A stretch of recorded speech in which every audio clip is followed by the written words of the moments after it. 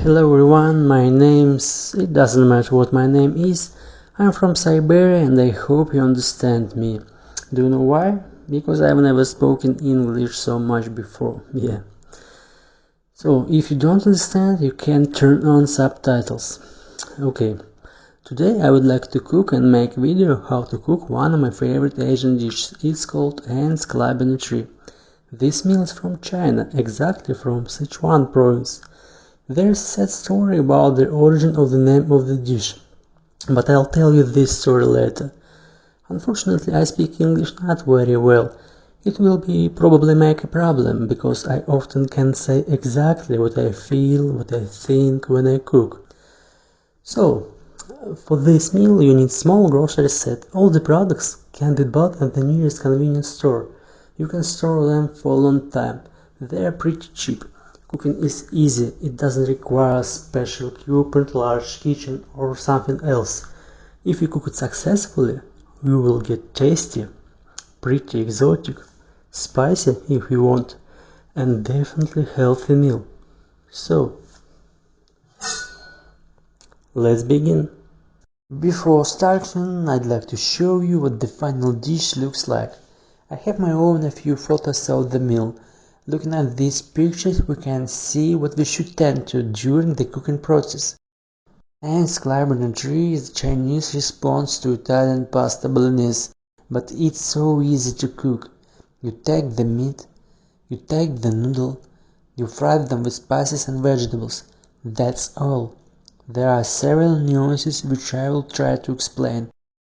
And my version of this dish is not completely authentic. I'm going to show you the difference in the process.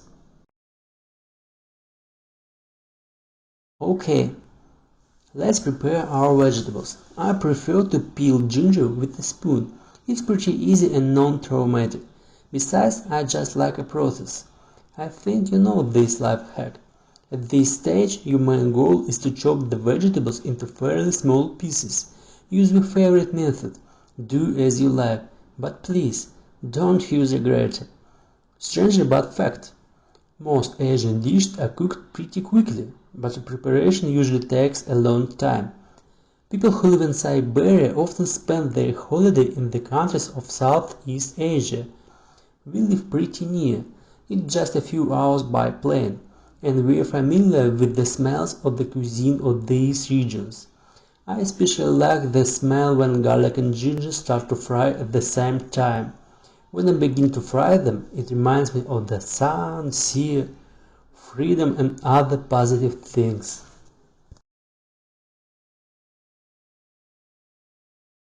Don't worry about shape of your pieces. Concentrate on their size. The smaller you chop the vegetables, the gentler dish and its flavor you get.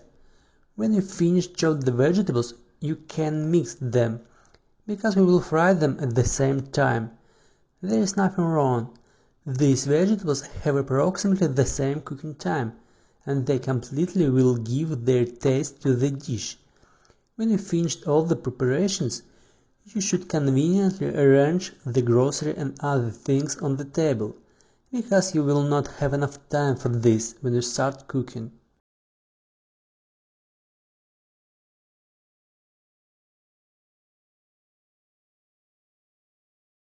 You should use refined vegetable oil without smell and any specific taste.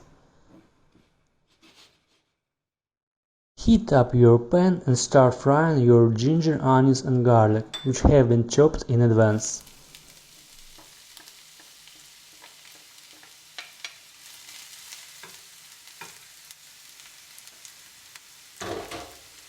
That is a pretty intensive process. Once you have started frying, you shouldn't be distracted. If you let the vegetables burn, you will lose a softness in the final dish. This process usually takes about 2 minutes. I usually use my stove on the highest heat.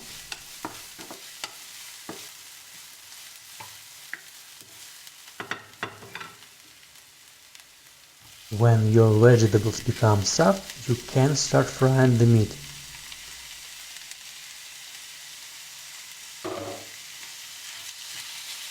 spread your meat evenly over the pan.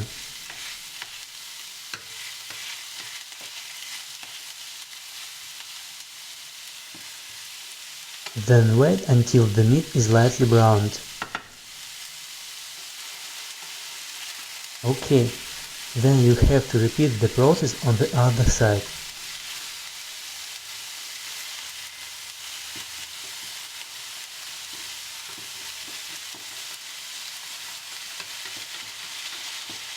I don't like the next stage, because it's pretty boring, but that is also very important for the dish. We have to crush our minced meat into even smaller pieces and keep on frying it. The harder you crush the meat, the easier you will mix the meat and noodles in the final part of cooking. We should tend to spread the meat and noodles evenly throughout the dish. This is important when serving. Okay. When you are sure that your meat is enough minced, and when you're finally tired of stir fry, you can move on to the next stage. It's time for a stew. Add about 1 glass of hot water in your pan. The water should be very hot, because we don't want to let our pan reduce the temperature. Cold water can completely spoil our dish. The pan will lower the temperature so the meat will flow meat juice, which should remain in the meat. After you add water to your pan, you can relax, because our food will no longer be able to burn. Whoa, I've just almost forgotten one important component.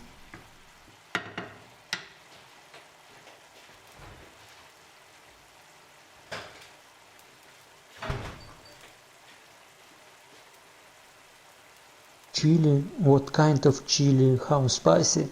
These questions are very personal. Authentic version of this dish is very spicy. You can add as much chili as you want. You can't use chili powder, chili paste, raw chili peppers, just chop them. But get ready for action. I prefer pretty light version. I have ready for use chili sauce in the bottle. Usually it's called sweet chili sauce for chicken. My Siberian receptors are still not ready for strongly spicy food. So, we finished active stage of cooking. Reduce the heat on the stove to about 15% of its maximum power. Cover the pan and let the dish simmer for about 10 minutes. Let's see what the process looks like from the inside.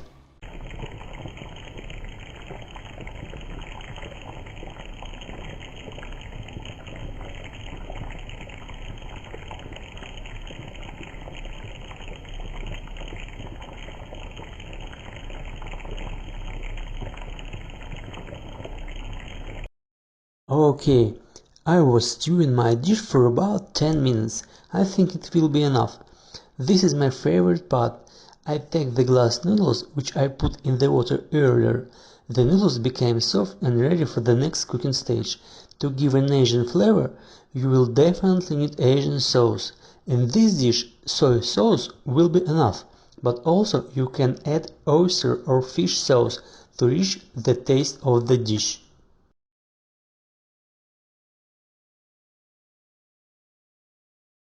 Today I decided to add some sesame oil.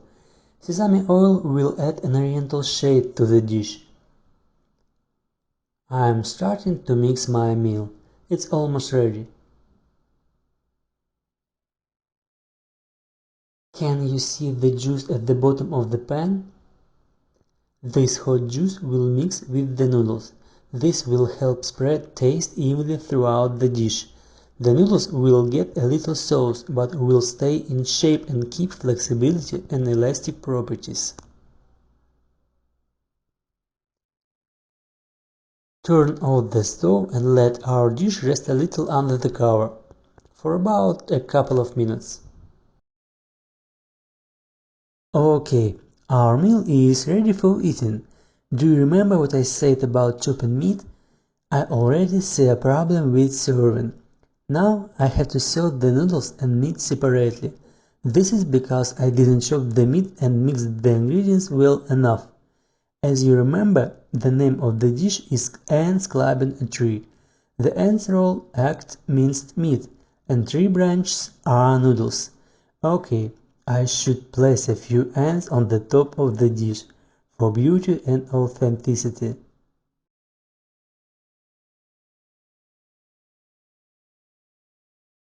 I promised to tell you about origin of the name of the dish, so I would like to say a few words about this. There was a poor Chinese family. One day they had nothing to eat. The granddaughter went to the butcher to ask for meat. I don't know what they did together, but the granddaughter brought home a small piece of pork. She cut the meat into very small pieces. She cooked minced pork with noodles and gave it to her grandmother. The grandmother was almost blind and had glasses. Before eating, she saw something on her plate, and she asked, "What are those ants on my plate?" Fortunately, our story is not so sad, because our dish is almost completely turned out as it should be. We got delicious, exotic, slightly spicy and healthy meal. Sesame oil gives to the meal charming, seductive shine. Add some green coriander and flavor will remind us about sunny Asian world. Try to repeat. It's easy to cook. It's suitable for any season and time of day. So, I think I am finishing here. It's time for it. Thanks for watching. See you later.